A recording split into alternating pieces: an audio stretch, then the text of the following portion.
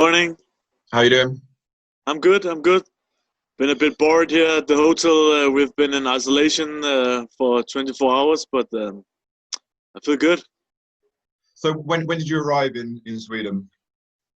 We arrived Tuesday night around midnight, and then we went straight to the hotel, and then we went up did some corona testing, and then we've just been locked down at the hotel and trying to do a little bit of shadow boxing and just watch a whole bunch of martial art movies and getting prepared. Could you talk about some of the procedures that Brave have put in place to deal with the coronavirus pandemic and to keep everybody as safe as possible that's there? The Brave organization have been very professional. They have been testing us when we arrived, and then we would get our answers today. So we've been in complete lockdown, and so I'm looking forward to getting the answers. And then at the fight day, we're gonna get tested one more time. So due to the corona, but they have been very professional. I think it's the right way to do it, so we can have these opportunities to still fight under these circumstances. So that's been handling very, very professional. That's for us fighters. Okay, so going back to your last MMA fight, it took place in September of last year, if I'm wrong, didn't it? Yeah.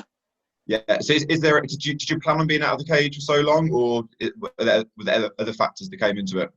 Yeah, of course, there came other factors. I wanted to fight a couple of times afterwards, but I was actually scheduled to fight in the start of April, but then there came all this corona shit. So I've just been trying to keep myself in shape and waiting for the opportunity, and then luckily Brave they managed to get something going on. So Go I back. wanted to fight, but there hasn't been the opportunity. So I've just been waiting. So going back to your last fight, actually, it was a really, really impressive victory over UFC veteran Craig White in Cage Warriors. It was really, really dominant display. He didn't really put up much of a fight at all.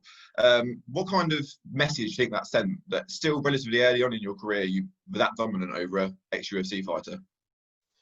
Yeah, that was it was a perfect fight for me. It went just as I wanted it to be, and I mean, I hope it's sent a signal out that I'm going for the big ones, you know. So, but every time I take one fight at a time, and I'm always looking to get the submission, to get the victory as quick as possible. So, I mean, that's it. Did any discussions take place after that fight to try and keep you in Cage Warriors, or were they, or did those not really take place? Because for me it was a big surprise because you'd obviously looked so dominant. I thought you'd been no-brainer to try and sign you on. Yeah, I mean, it was only a one fight deal I got there, and but to be honest, I would rather fight in Brave because they pay better and I think they have more shows. So I'm happy with that I went to Brave actually.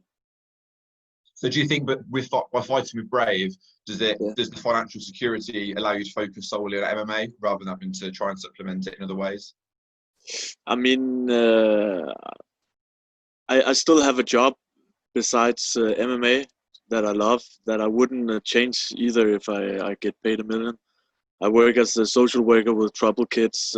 That's my passion also, and I managed to do the same thing do it while I'm still competing and training full time.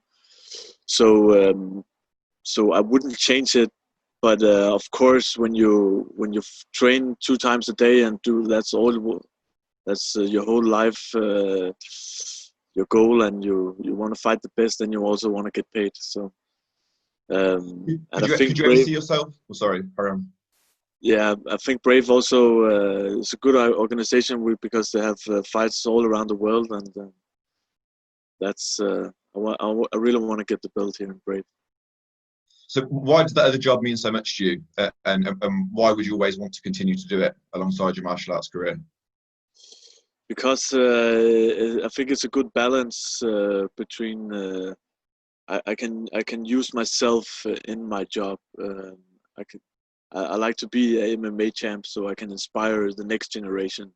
I work a lot with troubled kids who have all sort of problems, and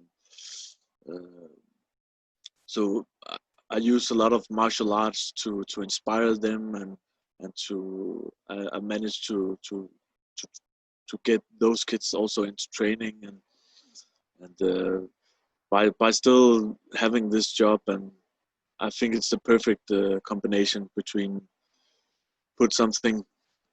use MMA to give something back to the society. And what are the age of the children that you work with, roughly? They're like 14 to 18 years old. And do lots of them openly tell you they look up to you and you inspire them? Is that often the case? Exactly. And a lot of them, they come from broken families, and have all sort of they may be offenders, or they've been have a really troubled environment. So getting them into this martial arts environment with a lot of discipline and sets of good moral and good people, that's it can really help those kids in that age. Okay, so with your fight on Saturday, when did you receive the call that you'd be competing on August 1st?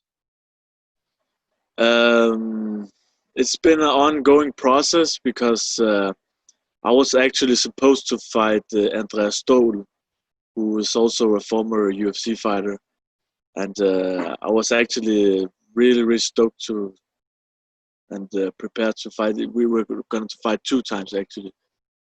First in Cage Warriors, and then later on in Brave, and then the show got cancelled because of Corona. Now we were supposed to meet again here, but he pulled out. So I think it's maybe some weeks ago they find Henri Lintula, and it seems like that's the perfect substitute, the perfect fight for me and for him. He has unbeaten record. He's 5-0, and he's also a really good jiu-jitsu fighter, and we're the same age, so I think Brave did a really good job matching opponents here.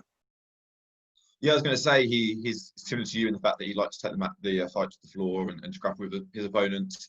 How do you think your grappling games will match up?